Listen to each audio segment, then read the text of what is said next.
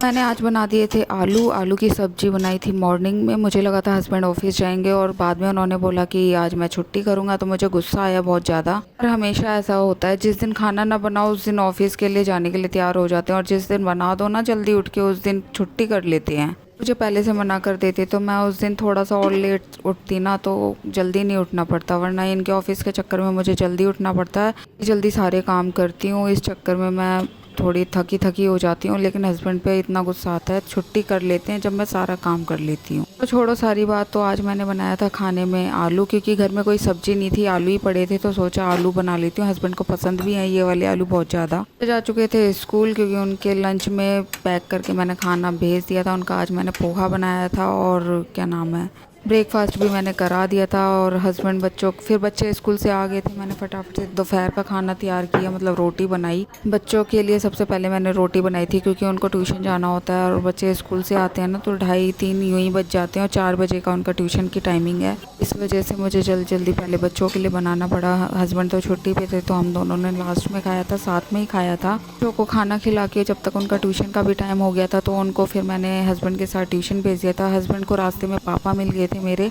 मैंने बोला कि चलो मैं उधर की साइड ही जा रहा हूँ, तो तुम क्यों परेशान हो रही हो, मैं ही छोड़ दूंगा। तो हस्बैंड रास्ते में से ही छोड़ के पापा के पास आ गए थे। मुझे ऐसे ही घर पे आए तो मैं तो सोची यार इतनी जल्दी कैसे छोड़ के आ सकता है कोई, इतनी जल्दी तो मैं भी नहीं आती हूँ छोड़ के।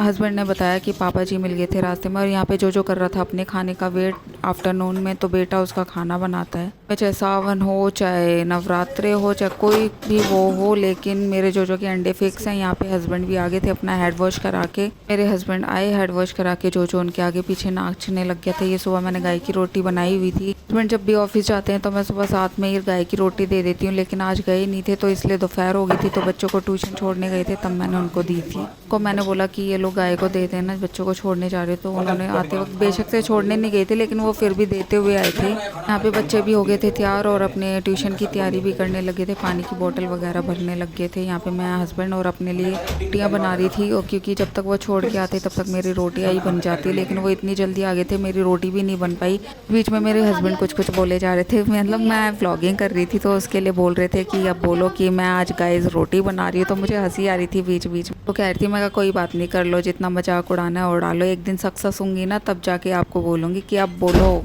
कौन हूँ मैं, फिर मेरे को प्राउड फील करोगे मेरे ऊपर, चलेगा कि हाँ मैं इतना सब कुछ कर करके इतने आगे तक पहुँची हूँ। तब मैं आपको पूछूंगी इस बात का जवाब, जो आज मेरा मजाक बना रहे हो ना तुम, कि बोलो अपने गाइस से कि आज मैं रोटी बना रही हूँ, रोटी दिखाओ।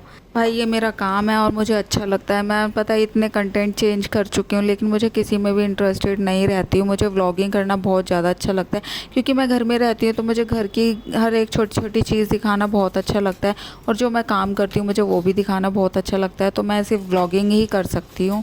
मेरे व्लॉगिंग पे जितने अच्छे व्यू आते हैं ना, तो चाहे मैं कॉमेडी वीडियो बना लूँ, चाहे मैं टैग की वीडियो, मतलब अदर कोई भी वीडियो बना लूँ, तो मेरे ना उस पर कोई रिस्पांस आता नहीं है, ना व्यू अच्छे आते हैं, और मेरा पता है फिर मन दुखी होता है। मैं कहीं इससे बढ़िया तो मैं वही काम कर रही हूँ।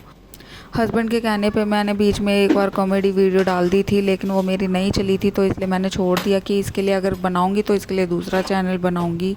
हस्बैंड और वाइफ की कॉमेडी रहेगी, इसके अलावा व्लॉगिंग का कुछ भी नहीं रहेगा। तो यहाँ पे मेरी रोटियाँ भी बन के तैयार होने वाली हैं।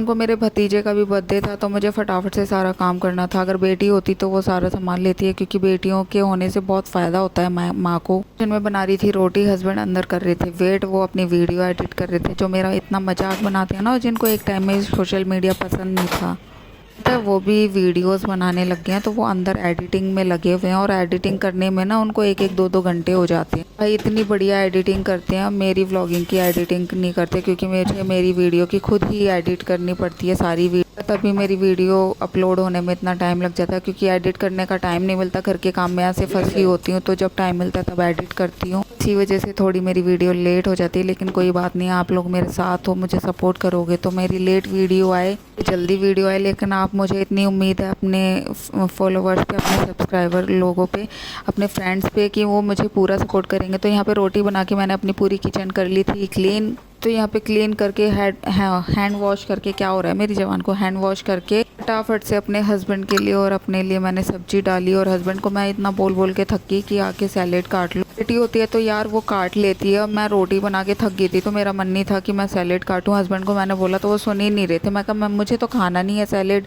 आपको ही खाना है, काटो या मत काटो, मैं तो ऐसे ही खा लेती हूँ। वैसे भी मुझे ज़्यादा रोटी खानी नहीं थी क्योंकि भूख नहीं लग रही, टाइम भी कुछ ज़्यादा ही हो गया था। तो जब पता है जिस टाइम पे हम खाना खाते हैं ना, अगर उस टाइम तक खा लूँ तब तो ठीक है, भूख लगी रहती है।